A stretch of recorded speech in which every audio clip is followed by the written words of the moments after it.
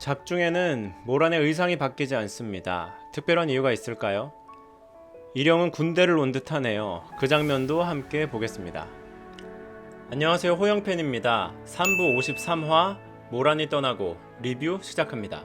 호영팬의 리뷰 업로드는 매주 토요일 오후 6시 이전에 리뷰 플러스와 분석 코너도 함께 즐겨주시고요. 저는 다음 화를 미리 보지 않고 리뷰합니다. 스포일러 있습니다. 모란으로 시작해서 모란으로 끝이 나는 이번 화는 스크롤이 좀 빨리 넘어가는 화였던 것 같습니다. 내용 이해도 쉬운 편이고요. 그래서 이번 리뷰는 가지를 좀 쳐서 관련된 일영의 이야기까지 풀어보도록 하겠습니다. 뇌피절 포함입니다. 그리고 조만간 완달의 리즈 시절이라는 제목의 리뷰 플러스 영상이 업로드됩니다. 많은 기대 부탁드리겠습니다. 53화 리뷰 포인트입니다. 첫 번째, 호영의 나이팅게일 모란. 두 번째, 모란에게는 딸바보, 일영에게는 군대 선임. 세 번째, 그대 앞에만 서면 작아지는 라오허. 첫 번째 리뷰 포인트, 호영의 나이팅게일 모란. 처음에는 안 간다고 했습니다. 동생 흥계는 원래 별 생각이 없이 사는 놈이라 자존심도 없이 가족을 버린 아바이가 부르면 또 쪼르르 달려가는구나, 뭐 그러려니 생각했습니다. 흰사내임을 환원하고 소멸하러 들어가는 그 순간까지도 모란과 흥계에게 보고 싶다거나 마지막 인사를 한다거나 뭐 그런 소식 한마디 전하지 않았던 비정한 아바이 완달입니다. 흥계는 이번에 죽을 때는 꼭 이야기하고 죽으라고 완달에게 농담까지 건넵니다. 죽는다는 소식조차 전하지 않았던 아바이. 모라는 그런 아바이가 원망스러웠을 겁니다. 하지만 돌아왔습니다. 모라는 아바이의 헌신적인 깊은 속내를 닮은 완달의 장녀였습니다. 모라는 자신의 기물인 정수주의 기력을 소모하면서 완달의 부하들을 지켜냅니다. 그리고 자신의 기력을 소모하면서 부상병들을 직접 돌보며 그 와중에 위독한 흥계와 나단을 치료하라 라는 미션을 스스로 맡아냅니다. 그들을 치료하기 위해서는 동쪽 바다가 빌 때 정수주의 기운을 빌어 그 바다를 건너야 합니다. 즉 완달을 떠나야 합니다. 그것도 지금 당장이요. 두 번째 리뷰 포인트, 모란에게는 딸바보, 일영에게는 군대 선임. 작중에는 모란의 의상이 바뀌지 않습니다. 흥계가 찾아왔을 때, 정수주를 들고 완달성을 지킬 때, 재화의 결전을 마친 완달을 처음 찾았을 때, 심지어 땀 흘리며 부상병들을 치료할 때도 모란의 의상은 바뀌지 않습니다. 그리고 3부 19화에 그 옷이 어떤 옷인지 기록된 여진 정수를 통해 우리에게 알려줍니다. 완달과 여진은 용의 근육으로 실을 잡고 그 껍질로 천을 짜서 흥계와 모란 두 아이에게 옷을 해입혔다. 저는 모란이 갈아입지 않는 그 옷이 완달이 손수 만들어준 옷이 아닐까 생각합니다. 그뿐만이 아닙니다. 모란의 집은 하늘을 날아다니는 신기한 능력이 있는 집입니다. 그 집은 흑룡의 뿔로 만든 것 같습니다. 그 집도 완달이 직접 지어주지 않았을까요? 모란은 완달이 손수 지어준 옷을 입고 완달의 기억이 가득한 집에서 세상 곳곳을 다니며 살고 있었던 것이었습니다. 여전히 자신이 지어준 옷을 입고 있는 모란에게 보여준 완달의 애정은 따뜻하다 못해 뜨거웠습니다. 모란을 본 완달의 첫마디는 왜 벌써 가려 하냐, 밥이라도 먹고 하루라도 자고 가라, 뭐 이런 이야기입니다.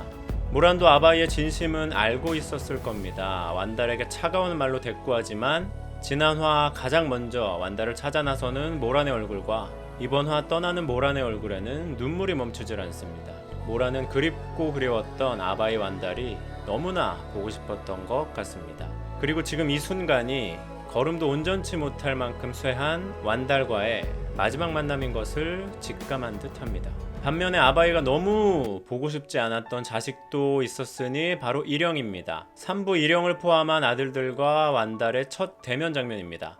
완달이 아들들을 불러놓고 아무 말도 하지 않자 대응이 아버님 왜 부르셨습니까? 라고 먼저 묻습니다.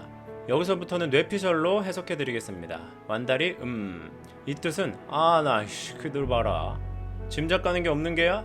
이 뜻은 야 니들은 뭐 생각이란 걸 안 하냐? 저는 이렇게 받아들였습니다.